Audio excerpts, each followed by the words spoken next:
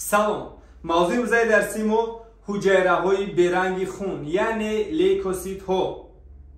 لیکوسیت ها اصلا شکلی معین ندارند، شکلشون تغییرمنده است. از این رو لیکوسیت ها رو میگن امیوبا شکل میباشند، یعنی شکل امیوبا نیز تغییرمنده است. اندازه دیامتر لیکوسیت ها از 6 تا 25 میکرومتر میشود و مقدار لیکوسیت ها باشد در یک میکرولیتر خون از 6 تا 8000 عدد میرسد. اگر مقدار لیکوسیت در خون زیاد شود این جریان را لیکوسیتوز مینامند.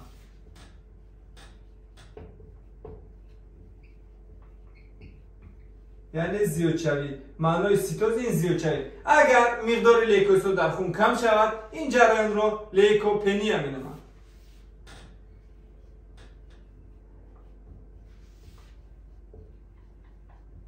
یعنی کم شوی. معنای پنیا این چی میباشد؟ کم شوی. مکان حاصل شوی لیکوسیت این مغز سرخ استخوان، مغز زرد استخوان یا اینکه ایلیکی زرد میگوییم، اسپوج، گیره های لیمفاتیکی و تیموس میباشند. یعنی جریان حاصل شوی لیکوسیت رو لیکوپویز مینامند.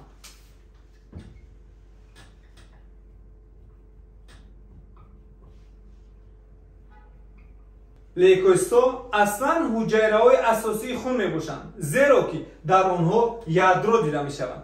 دامنوکی عمرشون از 2 تا 4 روز میباشد، اما در بعضی ادبیات میگوید که از یک چند ساعت تا یک چند سال میتواند عمر بینند. وظیفه اجرا میکردگی لیکوسیت این وظیفه محافظتی میباشد، ارگانیسم را از جسم‌های بیگانه محافظت کرده در حاصل شوی ایمونیته ارگانیسم نقشی اولین درجه میبازند. مکان نابودشوی یا اینکه قبرستان لیکوسیت این اسپوج و منبع التهاب میباشد. در قسمت موضوع ما این شکل‌های لیکوسیت میباشد. لیکوسیت را از روی شکل با دو گروه کلان جدا میکنند. لیکوسیت دونادور یا اینکه گرانولیری بدانه باشد، اگرانولیری.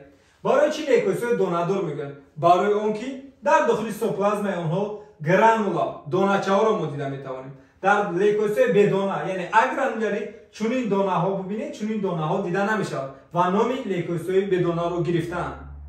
لیکوسیت دونادور گرانولیری به سه گروه کلان جدا میشوند. نیتروفیل ها یعنی در محیط نیترال فعالیت میکنند، ایوزینوفیل ها در محیط کیستوتایی فعالیت میکنند، بازوفیل ها باشد در محیط اشخوری فعالیت میکنند. وظیفه اولین درجه اینها این فاگوسیتوزی میباشد، یعنی فرو بردن جسم‌های بیگانه. لیکوسیت بدانه رو باشد به دو گروه کلان جدا میکنند، مونوسیت ها و لیمفوسیت ها. مونوسیت را با عبارت دیگر ماکروفاگ ها میگویند، وظیفه ایمونیته مادرزادی را اجرا میکنند. لیمفوسیت ها باشد به دو گروه جدا میشود، ت لیمفوسیت و ب لیمفوسیت. برای چی ب لیمفوسیت میگن؟ برای اون که بار اول ب لیمفوسیت رو در بورسا یعنی در خلطه‌ای که در قسمت کلواکای پرنده جایگیر است در آنجا یافتند و نام ب لیمفوسیت رو به آنها دادند. ت لیمفوسیت. برای چی ت لیمفوسیت میگن؟ برای اون که جریان تفریق شوی این لیمفوسیت ها محض در تیموس یعنی در غدود دو شاخه به عمل میاد. از این رو نام ت لیمفوسیت رو به آنها دادند. ت لیمفوسیت رو به سه گروه جدا میکنند، ت کیلر، ت هلپر و ت سوپرسور ها. چخیلی که به ما معلوم است وظیفه اولین درجه لیکوسیت این تامین ایمونیته ارگانیسم میباشد. ایمونیته چیست؟ ایمونیته این ریاکسیون محافظتی ارگانیسم هنگام وارد شوی جسم‌های بیگانه به ارگانیسم میباشد. یعنی ارگانیسم ما بر ضد جسم‌های بیگانه مبارزه میبرد که این جریان را ما میتوانیم ایمونیته نامیم. عضوهای ایمونی یا اینکه عضوهایی که ایمونیته ارگانیسم رو تامین میکنند با دو گروه جدا میشن، عضوهای مرکزی و عضوهای کناری. با عضوهای مرکزی ایمونی داخل میشود تیموس و مغز سرخی استخوان. با عضوهای ایمونی کناری باشد با دماغ، اسپوج، گیره های لیمفاتیکی، اپندیکس را داخل کردن ممکن است. ایمونیته را از روی مکانیزم با دو گروه جدا میکنند، ایمونیته حجیروی و ایمونیته گومورالی.